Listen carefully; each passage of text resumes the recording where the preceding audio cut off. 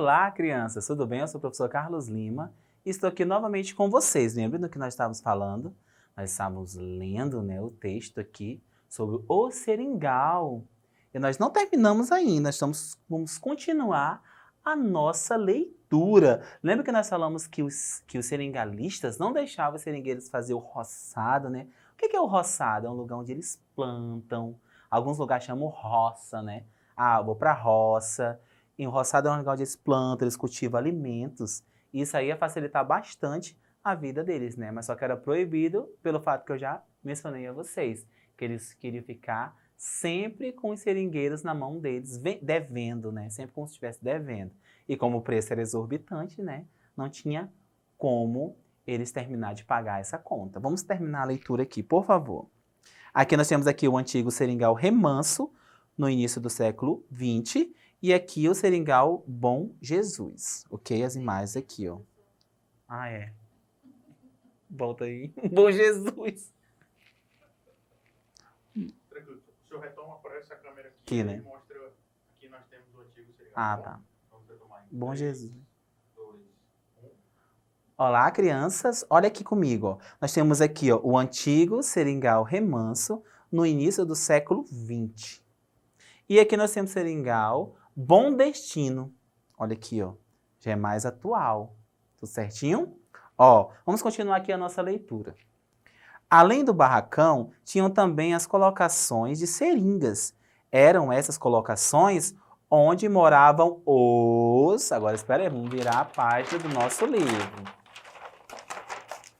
Onde moravam os seringueiros que cortavam as árvores seringueiras em várias estradas de seringa.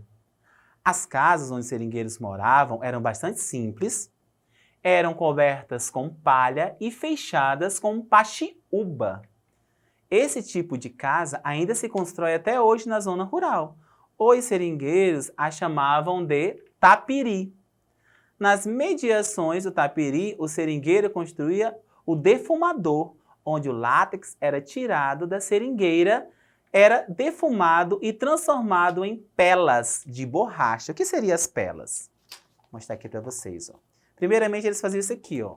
Eles colocavam aqui, ó, e esse aqui já está defumado. Eles colocavam no defumador, né, a fumaça vindo, né, ó, e ficavam dessa forma aqui, ó. Ficavam bem escuras, ela entrava branca, né, bem branquinha e tudo, e saiu dessa cor aqui, ó, escuras.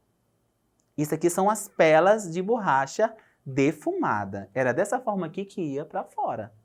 Que ia nos barcos, né, que iam pelo rio aí, até chegar no destino final. Então, isso aqui são as pelas de borracha defumada. Tudo bem? Tudo certinho aí? Então, aqui, ó, o látex tirado na seringueira, né, era defumado e transformado em pelas de borracha. O seringalista normalmente administrava o seringal com mãos de ferro, rigidez, bastante rigidez, e deixava bem claro que para os seringueiros que ele era o dono de tudo no seringal e que os seringueiros não podiam vender a borracha que produziam para os donos dos regatões. Tinham que vender só para ele. Só o seringalista era que podia negociar a produção de borracha produzida pelos seringueiros. Eles vendiam essa produção para as casas aviadoras de Manaus e de Belém. Entenderam aqui, mais uma vez, ó, a força. Eles poderiam negociar, eles poderiam ter duas opções, várias opções de negociação. Mas os seringalistas, não. Vai ser somente nós. Porque eles ganhavam mais, os preços eram diferentes. Quando ele ia vender uma mercadoria, o preço era exorbitante. Mas na hora de comprar isso aqui, ó, a borracha, as pelas lá, eles queriam pagar o mínimo possível. Estão entendendo como é injusto, como era injusta a situação? Vamos continuar. Segundo o relato de alguns seringueiros antigos, o tratamento dado aos trabalhadores seringueiros pelo proprietário do seringal dependia muito da índole, do caráter do patrão. Alguns eram boas pessoas e naturalmente bem-humorados, tratavam os seringueiros com humanidade, outros, porém, eram ruins, mal-humorados, não havia uma unanimidade. quanto à maneira que os seringalistas tratavam seus seringueiros. Podia variar muito de seringal para seringal. Por exemplo, alguns seringalistas não praticavam preços abusivos nos produtos que eram vendidos aos seringueiros nos barracões. Outros, porém, já procediam de forma oposta. Alguns permitiam que eles fizessem pequenos roçados para plantar o milho, feijão e banana.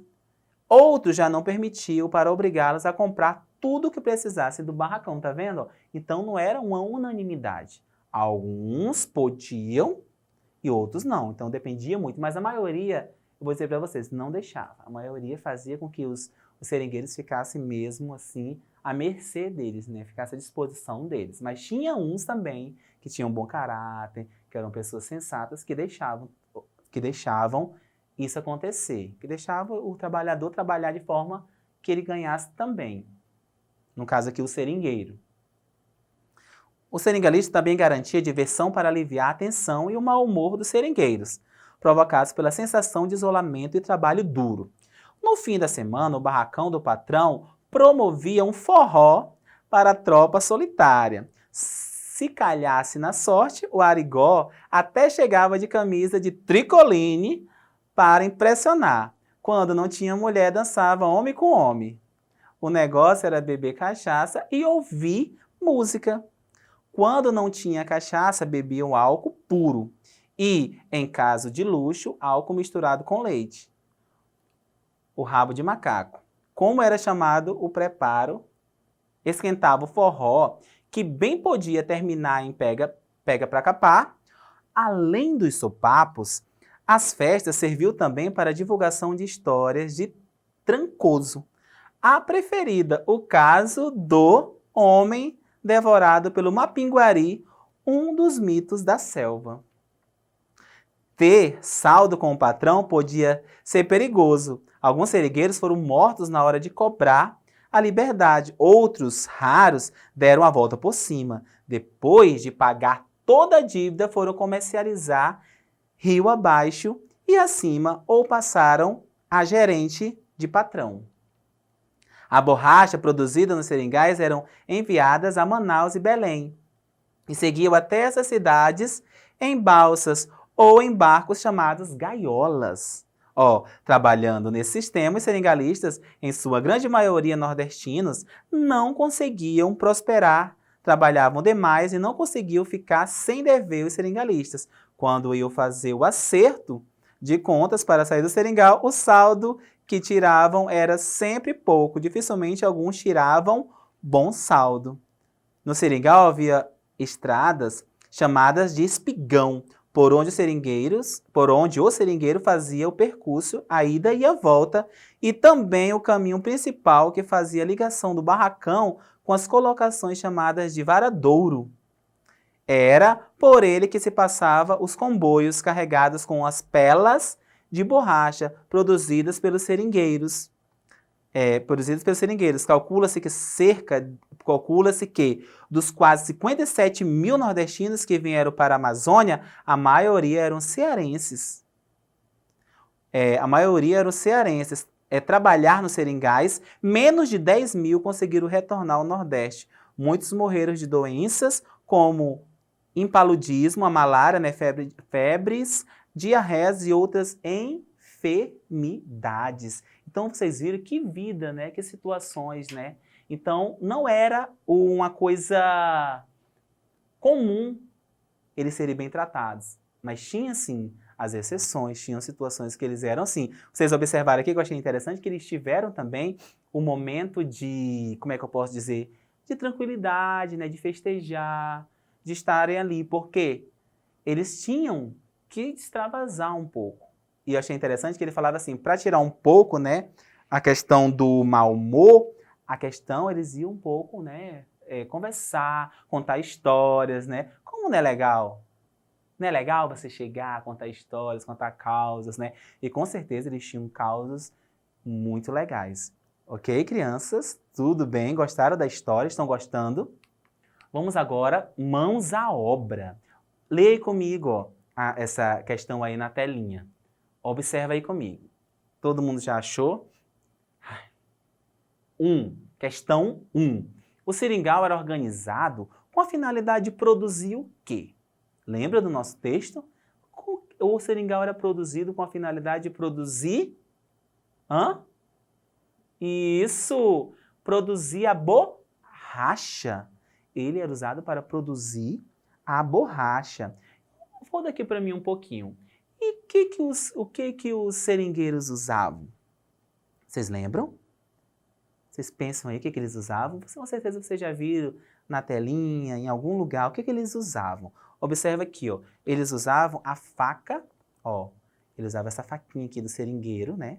Ó, eles cortavam aqui a parte, ia cortando mesmo, tirando a casca, para ir saindo como se fosse o sangue, né? O sangue da planta, que é a seiva, né? Que é o látex, ok? Então eles usavam essa faquinha aqui, que chama-se a faca do seringueiro. Ah, mas eles iam, professor, eles iam lá e tal, eles tiravam como isso? Eles tiravam, eles tiravam aqui, ó, e colocavam aqui, ó, no balde, ó, o balde do seringueiro, eles iam colocando aqui dentro, eles tiravam tipo umas cuiazinhas bem pequenininhas, e eu colocando aqui, esse balde tinha que voltar cheio. Se voltasse cheio, porque ele conseguiu, né? E em várias seringueiras, né, fazendo todo aquele processo de retirada do látex. Ah, professor, eles só trabalhavam de dia, né? Não, eles trabalhavam também à noite. Também quando estava de tardezinha, às vezes escurecendo aqui, ó. Aí eles usavam o quê? Eles usavam a poronga, que eles conseguiam enxergar. Você já imagina, tinha que se mexer, o vento dá, né? O transtorno que não era, mas eles usavam aqui a poronga. Observaram? Então, tudo isso era usado pelos seringueiros. Vamos para a questão 2. Os barracões era sede da onde? Era sede comercial e administrativa do seringal, religiosa e comercial do seringal, somente administrativa do seringal ou somente comercial do seringal? Qual seria a alternativa? Estão na dúvida? Isso, comercial, barracão era a sede, né? Comercial e administrativa do seringal. Eles administravam tudo. A 3, desculpa. A questão 3. Os seringueiros fabricavam seus próprios chapéus, calçados, eletrodomésticos ou dinheiros? Tava falando lá no texto. Isso. Era uma das poucas coisas, né, que eles deixavam os seringueiros fazerem, né? Os calçados. Eles fabricavam os próprios calçados. A questão número 4. O barracão era o núcleo menos valorizado do seringal, o núcleo administrativo do seringal, o núcleo religioso do seringal ou o núcleo de saúde do seringal? Qual seria? Muito bem, o núcleo administrativo do seringal. Questão 5. A árvore de onde se extrai o látex chama-se? Isso é muito fácil, né? Chama-se mangueira, bananeira, seringueira ou castanheira? Isso, seringueira. É a árvore onde se extrai o látex. Questão 6. A expressão mão de ferro significa tranquilidade, alegria, carinho ou rigidez? Estava falando também no nosso texto. Isso, rigidez. Eram rígidos, né? Duros. Questão 7. Como os seringalistas tratavam os seringueiros? Muito mal, né? Que nós falamos já bastante disso. E como era a vida dos seringueiros? Era uma vida sofrida, né? Eles tentavam, busca de sonhos, mas não conseguiam muita coisa. Alguns, somente poucos, conseguiram. E para onde eram enviadas as borrachas produzidas nos seringais? Para Manaus e para Belém, ok? E agora nós vamos para o nosso desafio do dia. Pesquise sobre a seringueira e faça um desenho bem bonito, tendo a árvore como modelo. Observa aí, você vai fazer um desenho bem bonito e você vai pesquisar sobre ele e falar um pouco da nossa seringueira. Ok, crianças? E para você acessar essa e outras aulas, ou rever essa aula, não esqueça, está aparecendo aí na sua telinha, vamos lá na nossa plataforma Eduque. Juntos nós somos mais.